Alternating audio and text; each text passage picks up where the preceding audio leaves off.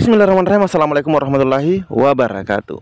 Di video kali ini admin kembali berbagi informasi buat rekan-rekan semua terkait dengan pendaftaran P3K di tahun 2024. Yang mana kita ketahui bersama bahwa besok teman-teman ya, itu sudah seharusnya pengumuman hasil seleksi administrasi, yang mana tanggal 30. Teman-teman ya, hari ini atau baru saja admin mendapatkan informasi bahwa tanggal 30 ini katanya diundur atau batal diumumkan hasil seleksi administrasinya. Untuk informasi selengkapnya silahkan disimak videonya dengan baik. Jangan di skip agar tidak salah dalam memahami informasi yang admin bagikan. Jika ada salah-salah berisik, abaikan saja. Oke, kita lanjut saja ke info intinya. Pengumuman hasil seleksi administrasi P3K 2024 tahap 1 diundur. Ini penjelasan Deputi BKN. Wow teman-teman ya, pengumuman hasil seleksi administrasi P3K 2024 diundur. Nah ini ada tanda tanya ya, 29 Oktober. Pengumuman hasil seleksi administrasi P3K 2024 tahap 1 diundur. Demikian bunyi pesan yang beredar luas di kalangan honorer yang notabene pelamar P3K 2024. Nah ternyata informasi tersebut beredar di kalangan para peserta atau pendaftar P3K. Apa benar pengumumannya diundur? Ini ramai sekali dibahas di kalangan honorer. Nah, ini juga admin baru tahu teman-teman ya. Ada informasi begitu beredar di honorer. Dan ini disampaikan oleh Ketua Forum Honorer K2 Tenaga Teknis, yaitu Andi Meliani Kahar, kepada media jpnn.com pada hari Selasa. Sen yang akrab disapa itu berharap saat pengumuman nanti banyak honor K2 teknis administrasi yang lulus dan bisa melaju ke tahapan berikutnya.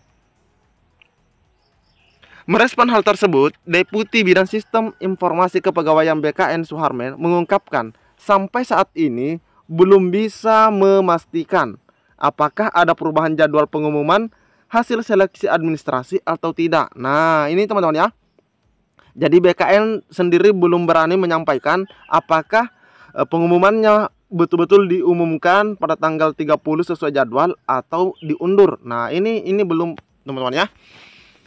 Memang kata calon kepala Badan Kepegawaian Negara BKN ini ada beberapa instansi yang mengusulkan jadwalnya mundur. Nah ternyata ada usulan agar jadwal tersebut diperpanjang ya, sehingga pengumumannya untuk tanggal 30 dibatalkan.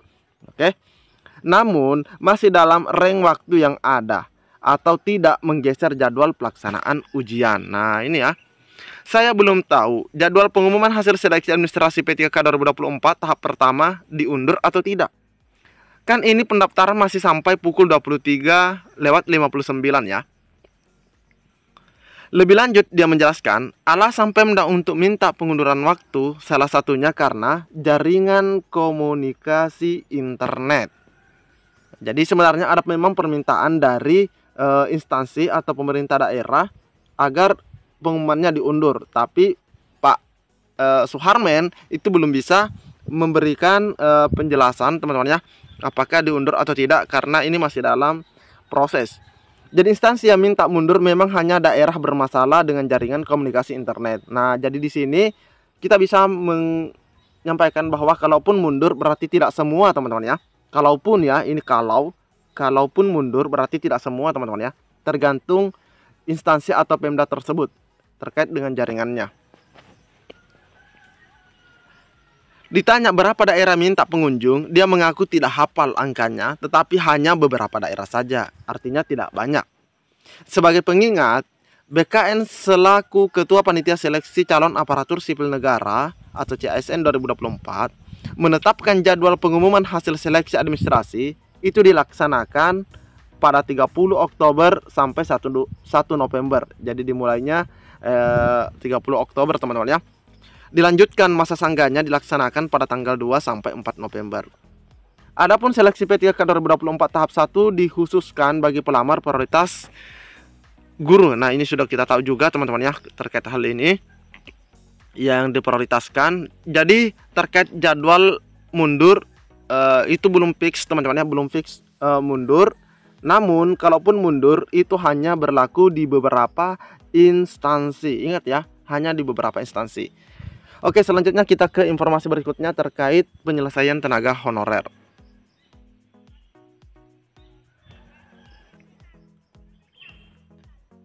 Nah, selanjutnya terkait penyelesaian masalah honorer yang mana katanya jadi fokus. Lebih lanjut, Ibu Rini menjelaskan fokus ketiga dalam 100 hari Kabinet Merah Putih ialah penataan tenaga non-ASN atau honorer yang sudah masuk database. Ingat ya, yang sudah masuk database yang telah disepakati sebelumnya oleh pemerintah dan DPR.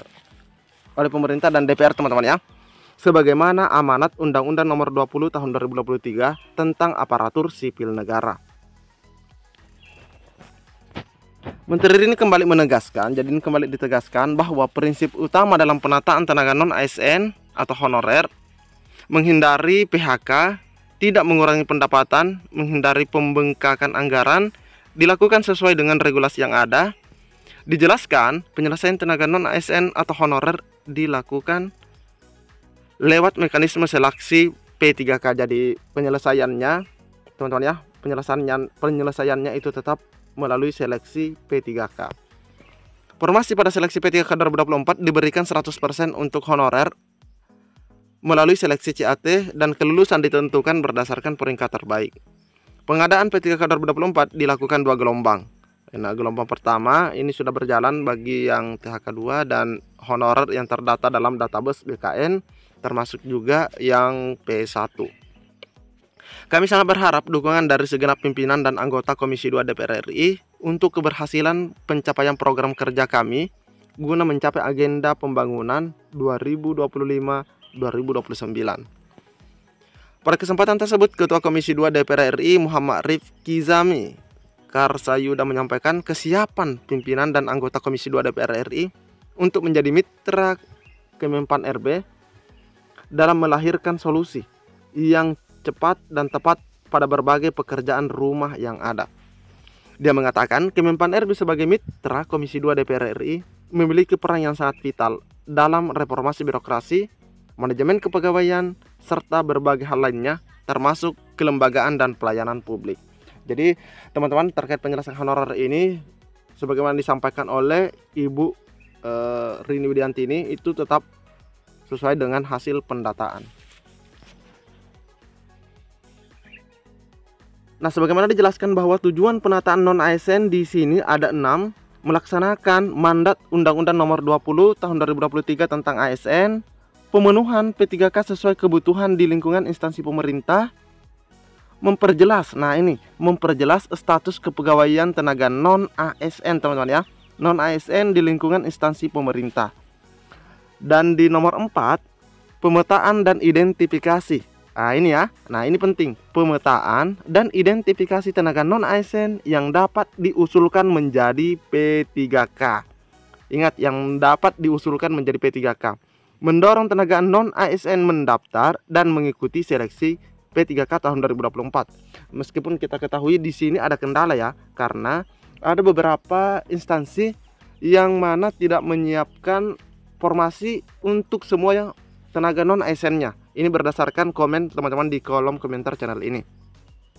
Nah, selanjutnya di sini di poin ke-6, pengangkatan tenaga non-ASN sesuai ketentuan peraturan undang-undang, yaitu melalui seleksi. Jadi di sini yang menarik adalah di poin nomor 4 ini, teman-teman ya, adanya pemetaan dan identifikasi tenaga non-ASN yang dapat diusulkan menjadi P3K. Artinya ini untuk mencegah terjadinya atau munculnya ataupun lahirnya honorer-honorer yang, mohon maaf, biasa kita sebut dengan istilah bodong atau siluman. Seperti itu teman-teman ya, yang sudah berhenti, yang sudah tidak honor lagi tiba-tiba muncul. Nah, semoga dengan Ibu Menpan yang baru ini betul-betul clear dari hal-hal yang seperti itu. Oke,